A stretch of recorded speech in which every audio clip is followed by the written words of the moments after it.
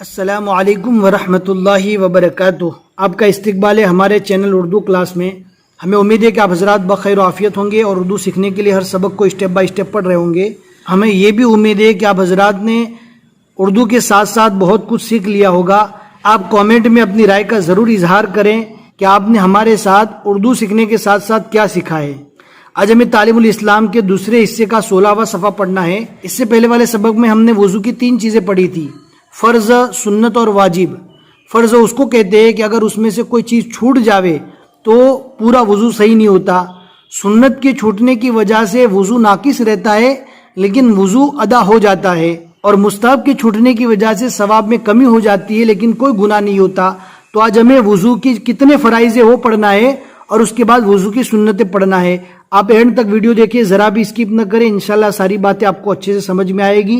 अगर आपके पास इस किताब की PDF नहीं, लिंक डिस्क्रिप्शन में मिल जाएगी, जरूर चेक करें। बिस्मिल्लाहिर्रहमानिर्रहीम। सवाल, वुज़ू में फ़र्ज़ कितने हैं? वुज़ू में फ़र्ज़ कितने हैं? जवाब, वुज़ू में 4 फ़र्ज़ हैं।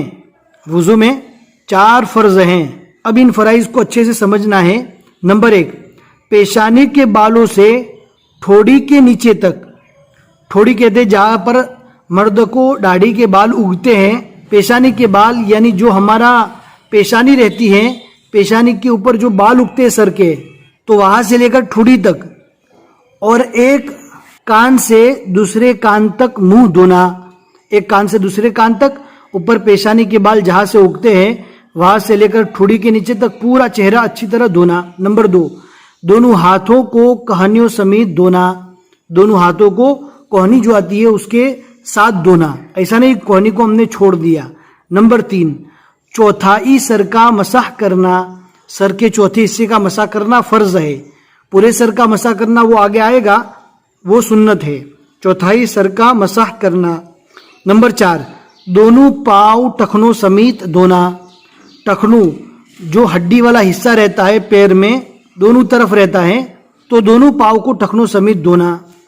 अब आगे वुज़ू की सुन्नतें, बहुत आसान है, हम पढ़ते जाएंगे, आप सुनते जाएंगे, फिर भी आपको समझ में आ जाएगा। सवाल, वुज़ू में कितनी सुन्नतें हैं? वुज़ू में कितनी सुन्नतें हैं? जवाब, वुज़ू में 13 सुन्नतें हैं। नंबर 1, नियत करना, यानी मैं नमाज पढ़ने के लिए पाकी हासिल करता हूँ, ये दिल में नियत करना काफ़ी हो जाती है। या मैं इबादत के लिए वुज़ू करता हूँ, या मैं ये नमाज पढ़ने के लिए वुज़ू करता हूँ, तो ये नियत करना ये सुन्नत है। नंबर 2, बिस्मिल्लाह पढ़ना, वुज़ू शुरू करने से पहले एक बार बिस्मिल्लाह पढ़ना। नंबर 3, पहले 3 बार दोनों हाथ गट्टों तक धोना। वुज़ू शुरू करने से पहले 3 बार दोनों हाथों को गट्टों तक धोना है। नंबर 4, मिसवाक करना। नंबर 5, 3 बार कुल्ली करना। मिसवाक करने के बाद 3 बार कुल्ली करना है। ये सब सुन्नतें हैं। सुन्नत उसको कहते हैं अगर इसमें से आपने कोई भी चीज़ छोड़ दी तो आपका वुज़ू तो सही हो जाएगा लेकिन नाकिस रहेगा, अच्छा नहीं है, बाकी वुज़ू हो जाएगा। अगर आपने फ़राइज़ भी अदा कर दिए, सुन्नत के मुताबिक वुज़ू नहीं किया, तो ऐसे फ़र्ज़ वुज़ू के ज़रिए से आप नमाज भी पढ़ सकते, इबादत भी कर सकते हैं। नंबर 6, 3 बार नाक में पानी डालना। नंबर 7, दाढ़ी का खिलाल करना। अच्छे से पढ़ना यहाँ पर, दाढ़ी का खिलाल करना। नंबर 8, हाथ पाँव की उंगलियों का खिलाल करना। अगर हाथ धोते हैं तो हाथ धोते वक्त हाथ की उंगलियों का खिलाल करना, यानी अच्छे तक अंदर पानी पहुंचाना, हाथ की उंगलियों का खिलाल करना। और अगर पैर धोते हैं तो पैर की उंगलियों का भी खिलाल करना। और खिलाल का तरीका ये है कि अगर हम दाहिना पैर पहले धो रहे हैं जैसे कि सुन्नत में आता है, और खिलाल करने का तरीका ये है कि दाहिने पैर को दाहिने पैर की छोटी उंगली से दाढ़ी उंगलियों पैर और पैरों की उंगलियों को खिलाल करने का तरीका ये है कि दाना पैर अगर हम धो रहे हैं तो फिर बाएं हाथ की छोटी उंगली जो होती है, तो छोटी उंगली से उंगलियों के दरमियान हाथ फेरना और खिलाल करना। छोटी उंगली से शुरू करना है दाहिने पैर की और बाएं पैर की छोटी उंगली पर ख़त्म करना है। नंबर 9, हर उज़्व को 3 बार धोना। हर उज़्व को 3 बार धोना, ہاتھ دھو رہے کوہنیوں سمیت تو 3 بار دھونا، چہرہ دھو رہے تو چہرے کو بھی 3 بار دھونا، پیر دھو رہے پیر کو بھی 3 بار دھونا، سر پر 3 بار مسح نہیں کرنا ہے۔ آپ سن لیجئے سر کے مسح کی سنت کیا ہے۔ نمبر 10، ایک بار تمام سر کا مسح کرنا، یعنی بھیگا ہوا ہاتھ پھیرنا۔ ہاتھ میں پانی لے کر سر پہ نہیں ڈالنا ہے، بلکہ ہاتھ کو بھگا کر پھر اس کے بعد بھگا ہوا ہاتھ سر پر پھیرنا اور پورے سر پر پھیرنا، یہ سنت ہے۔ اور اگر سر کے چوتھائی حصے کا اگر آپ نے مسح کیا تو یہ فرض ادا ہو جائے گا، وضو صحیح ہو جائے گا، لیکن سنت یہ ہے کہ آپ پورا سر کا مسح کریں۔ نمبر 11، دونوں کانوں کا مسح کرنا، کانوں کا بھی اچھے سے مسح کرنا۔ نمبر 12، ترتیب سے وضو کرنا۔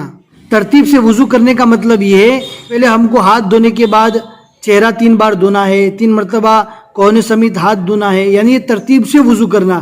ایسا نہیں کہ آپ نے سب سے پہلے کوہنی سمیت ہاتھ دھو دیا پھر اس کے بعد منہ دھو رہے ہیں، تو یہ ترتیب کے خلاف ہوا۔ ترتیب سے وضو کرنا یہ بھی سنت ہے۔